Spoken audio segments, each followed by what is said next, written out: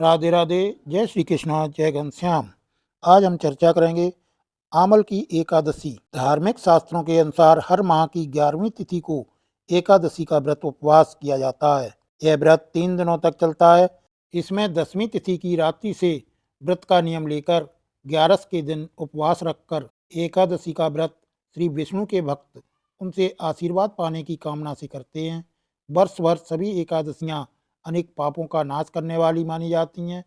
इस दिन भगवान विष्णु का पूजन तथा विधान करने से पुण्यों की प्राप्ति होती है। एकादशी व्रत रखने वाले भक्तों पर श्री विष्णु की कृपा बरसने से उनके पितरों के लिए मोक्ष के द्वार खुल जाते हैं।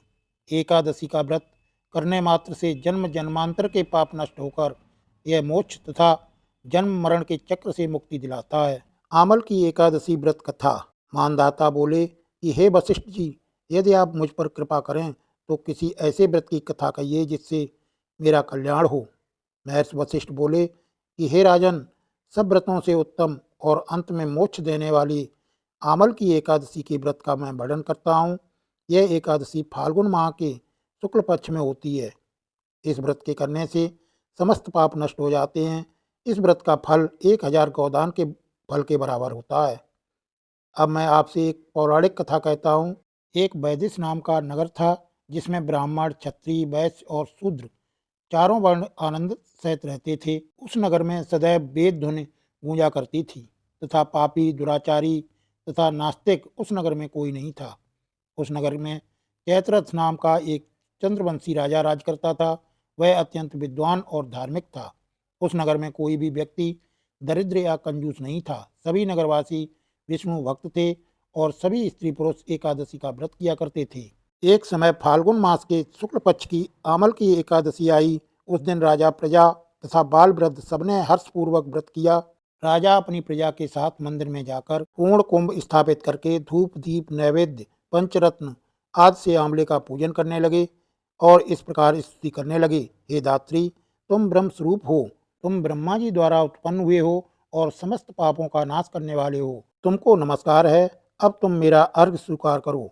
तुम श्री रामचंद्र जी द्वारा सम्मानित हो। मैं आपकी प्रार्थना करता हूँ, अतः आप मेरे समस्त पापों का नाश करो।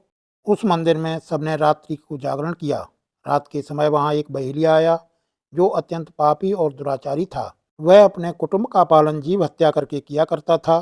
भूख और प्यास से अत्यंत व्याकुल वह बहेलिया इस जागरण को देखने के लिए मंदिर के एक कोने में बैठ गया और विष्णु भगवान तथा एकादशी महात्म की कथा सुनने लगा। इस प्रकार अन्य मनुष्यों की भांति उसने भी सारी रात जाग कर बिता दी। प्रातःकाल होते ही सब लोग अपने घर चले गए, तो बहेलिया भी अपने घर चला गया। घर जाकर उसने भोजन किया। कुछ समय बीतने के पश्चात उस बहेलिये की मृत्यु हो गई। मगर उस आमल की एकादशी के व्रत तथा जागरण से उसने राजा विदुरथ के घर जन्म लिया और उसका नाम वसुरथ रखा गया। युवा होने पर वह चतुरंगनी सेना के सहित तथा धन धान्य से युक्त होकर 10,000 गांवों का पालन करने लगा। वह तेज में सूर्य के समान, कांति में चंद्रमा के समान, वीरता में भगवान विष्णु के समान और क्षमा में पृथ्वी के समान था। वह अत्यंत धार्मिक, सत्यवादी, कर्मवीर विष्णु भक्त था। वह प्रजा का समान भाव से पालन करता था। दान देना उसका नित्य कर्तव्य था। एक दिन राजा शिकार खेलने के लिए गया। देव योग से वह मार्ग भूल गया और दिशा ज्ञान न रहने के कारण उसी वन में एक वृक्ष के नीचे सो गया। थोड़ी देर बाद पहाड़ी मलेच्छ वहां पर आ गए और राजा को अकेला देखकर मारो मारो शब्द करते हुए राजा की ओर दौड़े। मलेच्छ कहने लगे, इसी दुष्ट ने हमारे माता पिता, पुत्र, पौत्र आदि अनेक संबंधियों को मारा है तथा देश से निकाल दिया है, अतः इसका अवश्य वध करना चाहिए। ऐसा कहकर वे मलेच्छ उस राजा को मारने दौड़े और अनेक प्रकार के अस्त्र शस्त्र उसके ऊपर फेंके। वे सब अस्त्र शस्त्र राजा के शरीर पर गिरते ही नष्ट हो जाते थे और उनका वार पुष्प के समान प्रतीत होता था। अब उन मलेच्छों के अस्त्र शस्त्र उल्टा उन्हीं पर प्रहार करने लगे, जिससे वे मूर्छित होकर गिरने लगे।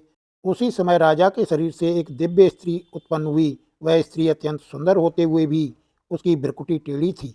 उसकी आंखों में लाल लाल अग्नि निकल रही थी, जिससे वह दूसरे काल के समान प्रतीत होती थी। वह स्त्री मलेच्छों को मारने दौड़ी और थोड़ी ही देर में उसने सब मलेच्छों को काल के गाल में पहुंचा दिया। जब राजा सोकर उठा तो उसने मलेच्छों को मरा हुआ देखकर कहा कि इन शत्रुओं को किसने मारा है? इस वन में मेरा कौन हितैषी रहता है?